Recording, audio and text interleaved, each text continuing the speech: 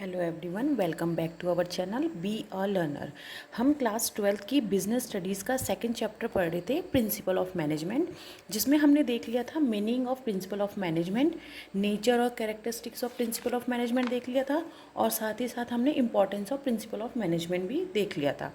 आज हमारा टॉपिक रहने वाला है जो कि मोस्ट इम्पॉर्टेंट टॉपिक है।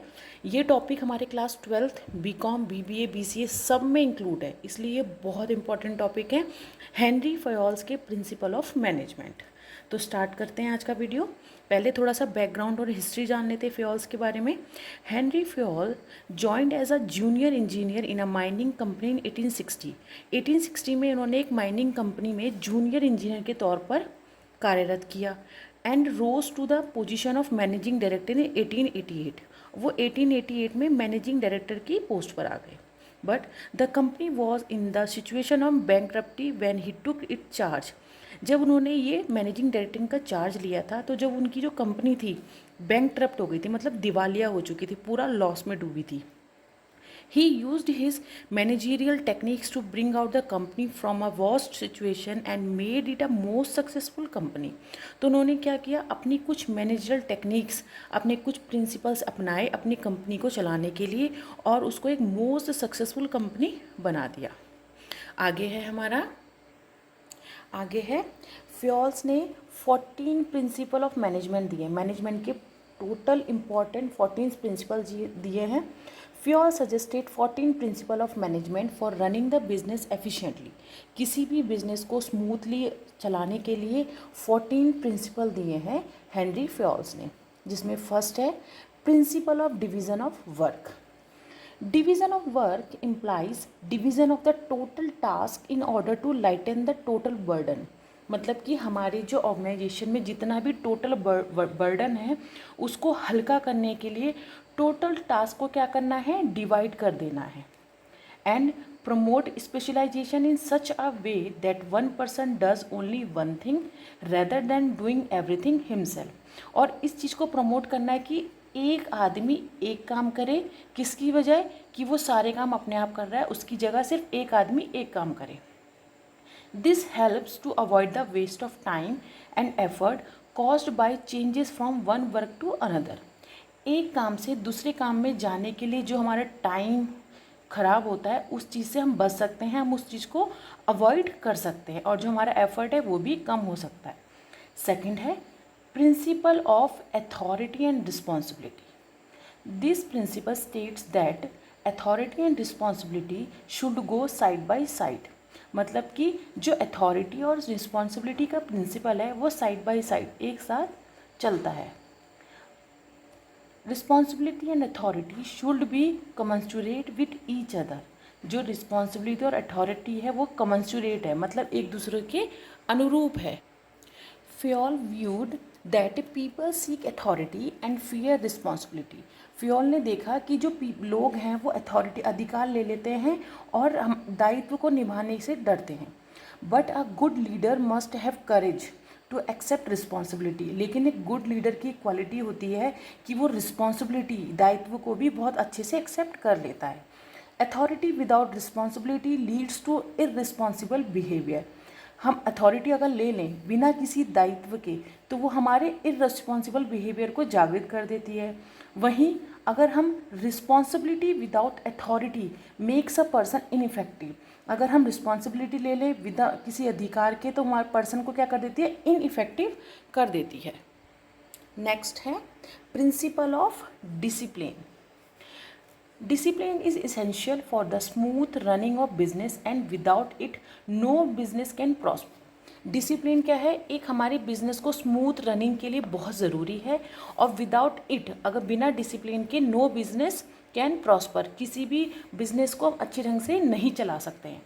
According to Fayol, good supervision at all levels, clarity of rules and built-in system of reward and punishment help to maintain discipline। Fayol के अकॉर्डिंग क्या था कि जो एक गुड सुपरविज़न, एक अच्छा जो निरीक्षण है हर लेवल पे, एट ऑल लेवल्स, रूल्स की क्लैरिटी होना, और सिस्टम को ऐसे बिल्ड करना कि रिवॉर्ड और पनिशमेंट दोनों दिए जा सके, जिसकी वजह से क्या होता है, डिसिप्लिन को करने में मदद मिलती है। नेक्स्ट है principle of unity of command. This principle state that one person should receive orders from only one superior. इस प्रिंसिपल का मतलब है कि जो एक पर्सन है वो अपने ऑर्डर क्या है रिसीव करेगा ओनली वन सुपीरियर, एक आदमी से। इन अदर वर्ड, दूसरे शब्दों में, one person should be accountable to only one boss, मतलब एक आदमी का सिर्फ एक ही बॉस होगा। If one person is under more than one boss, then there can be contradictory orders and the subordinate fails to understand whose order to be followed. अगर एक पर्सन एक से ज़्यादा उसके बॉस होते हैं तो उसको क्या होगा, कॉन्ट्रैक्टरी ऑर्डर्स, मतलब उसको ऑर्डर समझ में ही नहीं आएगा। और फिर जो उसके सुबॉर्डिनेट होंगे वो एक तरीके से फेल हो जाएंगे कि हम किसके ऑर्डर्स को फॉलो करें और किसके नहीं। नेक्स्ट है हमारा principle of unity of direction. This principle of unity of direction means that there should be one head and one plan for a group of activities having the same objectives. Principle of unity of direction का मतलब है कि हमारे पास एक हमारा head होना चाहिए, means एक बॉस, हमारा एक प्लान, जितनी भी हमारे ग्रुप ऑफ एक्टिविटीज़ हैं उनका सबका सेम ऑब्जेक्टिव होना चाहिए। Each group of activities with the same objective must have one plan to active and must be under the control of one supervisor. हमारे हर ग्रुप की जो एक्टिविटीज़ होती है उसका सेम ऑब्जेक्टिव होता है और एक प्लान होता है उसको एक्टिव करने के लिए, और उसका जो कंट्रोल होता है एक सुपरवाइज़र के पास होता है। This principle will lead to coordination among different activities. Unity of direction के प्रिंसिपल की वजह से क्या होता है, कोऑर्डिनेशन पैदा हो जाता है हमारी डिफरेंट एक्टिविटीज़ जो होती हैं उनके अंदर। नेक्स्ट हमारा है principle of subordinates of individual interest to general interest.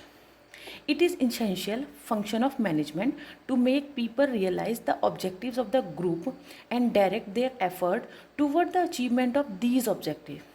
ये बहुत ज़रूरी है मैनेजमेंट के लिए, किसी भी ऑर्गेनाइजेशन के मैनेजमेंट का फंक्शन बहुत इम्पॉर्टेंट है कि आपको अपने जो ग्रुप है उनको, वहाँ के जो लोग हैं उनको रियलाइज़ कराना है कि जो हमारा ग्रुप का ऑब्जेक्टिव है और जो उनका जो एफर्ट्स है वो उस तरफ होना चाहिए कि जो हमारे पूरे ऑर्गेनाइजेशन के ऑब्जेक्टिव है उसको ध्यान में रखकर। The interest of the group must always prevail over individual interest.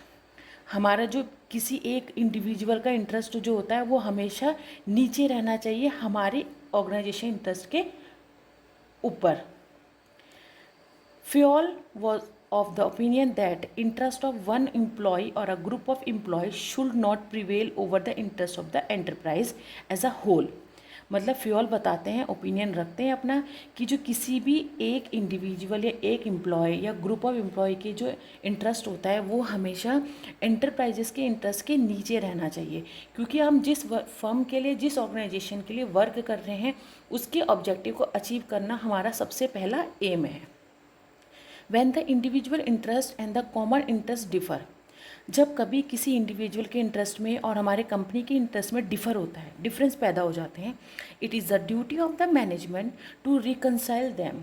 तो ये मैनेजमेंट की ड्यूटी होती है कि उन जो मतभेद हैं उनको ये सुलझाएं। In order to achieve this, अब इस इंटरेस्ट इसको पाने के लिए managers must set a good example and must be firm but reasonable in dealing with subordinates. अब मैनेजमेंट क्या करना है, उसको एक एग्जाम्पल सेट करना चाहिए अपने फर्म में और एक रीज़नेबल तरीके से डील करना चाहिए अपने सबॉर्डिनेट्स के साथ। नेक्स्ट हमारा प्रिंसिपल है principle of fair remuneration to workers. अब यहाँ पे फेयर रिम्यूनरेशन का मतलब है आपकी जो सैलरी हो या wages. Fayol was of the view that the remuneration paid to the workers should always be just and fair and should afford maximum satisfaction to both employees and the employees. Fayol's का view था कि जो भी हम remuneration हम paid करते हैं workers को should always be just fair, एकदम सही होना चाहिए और ऐसा होना चाहिए कि उनकी ज़्यादा से ज़्यादा जो उनकी संतुष्टि हम प्राप्त कर सकें या उनको संतुष्ट कर सकें अपने किसी एम्प्लॉय को या एम्प्लॉयज़ को।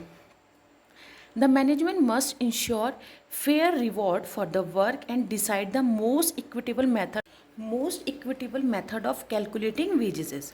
अब मैनेजमेंट क्या करता है, उसको देखना है कि जो हम रिवॉर्ड दे रहे हैं अपने वर्कर को वो ऐसे डिसाइड होना चाहिए कि उसका जो मेथड हो बिल्कुल इक्विटेबल हो सबके साथ। नेक्स्ट हमारा प्रिंसिपल है principle of centralisation and decentralisation. Centralisation means concentration of authority in the hands of few, that is top management। Centralisation का मीन्स है कि जो हमारी अथॉरिटी है, अधिकार हो गए कुछ हाथों में जो कि टॉप मैनेजमेंट में है।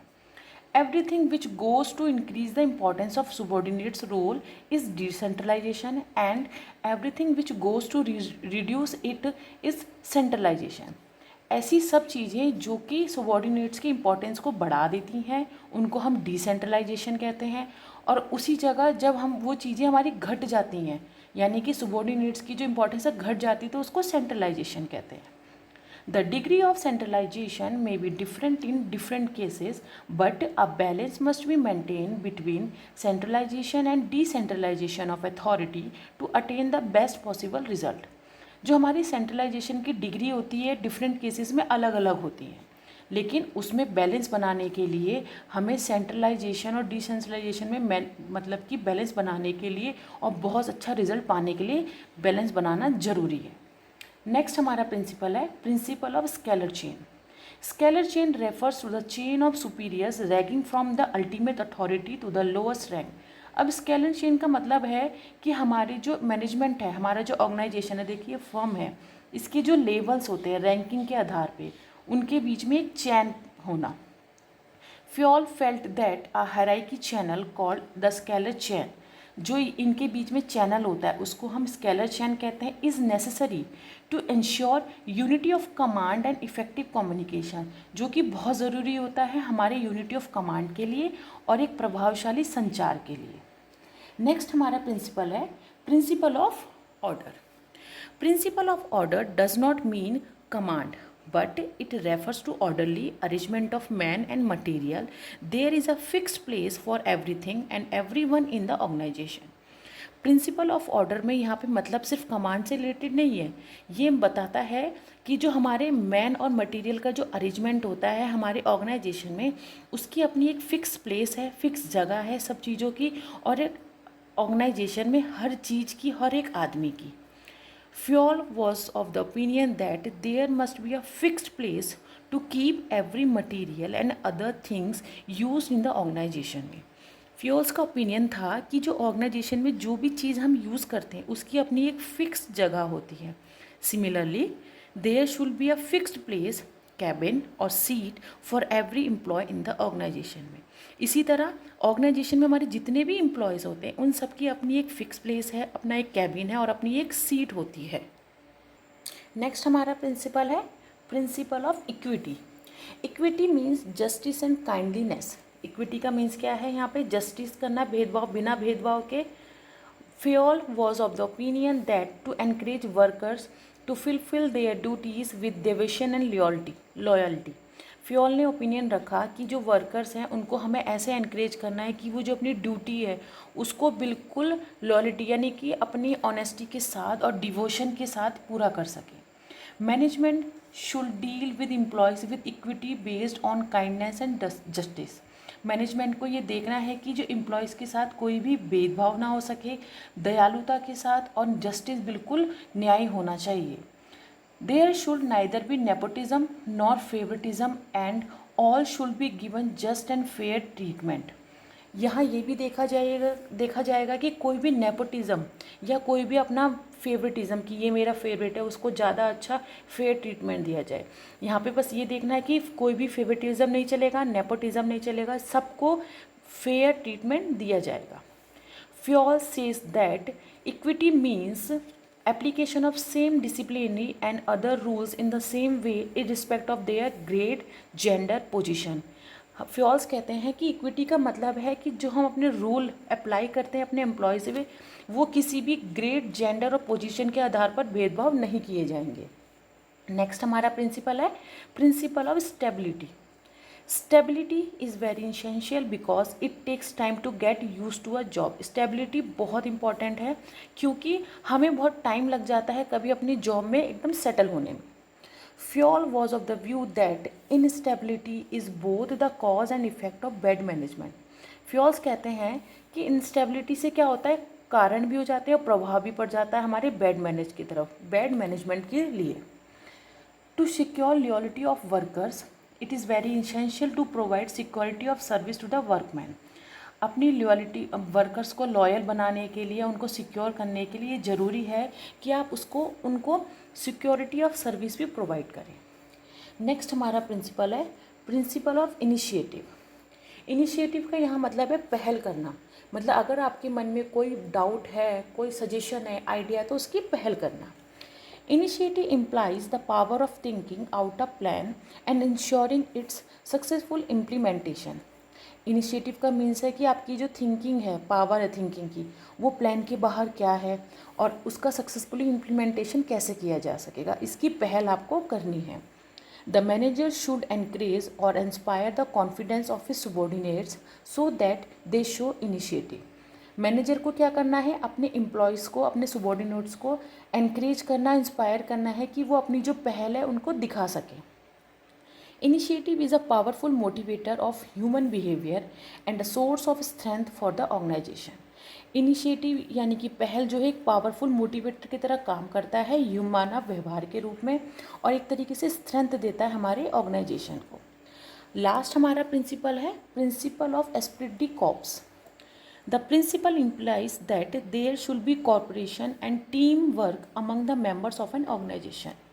जो एस्पिरिट डी कॉर्प्स का प्रिंसिपल है वो हमें बताता है कि कॉपरेशन एंड टीम वर्क ये दोनों इम्पॉर्टेंट है हमारे ऑर्गेनाइजेशन में। Esprit de corps means the spirit of loyalty and devotion to the group to which one belongs. Esprit de corps कहता है कि जो हमें अपने फर्म के लिए, ऑर्गेनाइजेशन के लिए लॉयल रहना है, डिवोशन रहना है अपने ग्रुप के लिए जो कि हम एक दूसरे से जुड़े हैं। Fayol suggested Management should try to develop a sense of belongingness among the employees and work with a team spirit to achieve organization goal. Fayol's कहते हैं कि मैनेजमेंट को हमेशा ट्राई करना चाहिए कि एक तरीके से बिलोंगिंगनेस मतलब प्यार का अनुभव करवा के अपने एम्प्लॉयज़ को बिना किसी भेदभाव के और टीम स्पिरिट को बढ़ावा देने के, जिससे कि हमारे जो ऑर्गेनाइजेशन गोल है उनको अच्छे से हम अचीव कर सकें। तो ये था हमारा आज का टॉपिक हेनरी फ्योल्स के 14 प्रिंसिपल ऑफ मैनेजमेंट। आपको वीडियो कैसा लगा, पसंद आया तो लाइक शेयर एंड सब्सक्राइब कीजिएगा। और इसका एक detail video short written notes में, हैंड रिटन नोट्स का वीडियो मेरे चैनल पे ऑलरेडी अपलोडेड है, आप वहाँ से उसको देख सकते हैं और चैनल को सब्सक्राइब कीजिएगा for the next video. Thank you.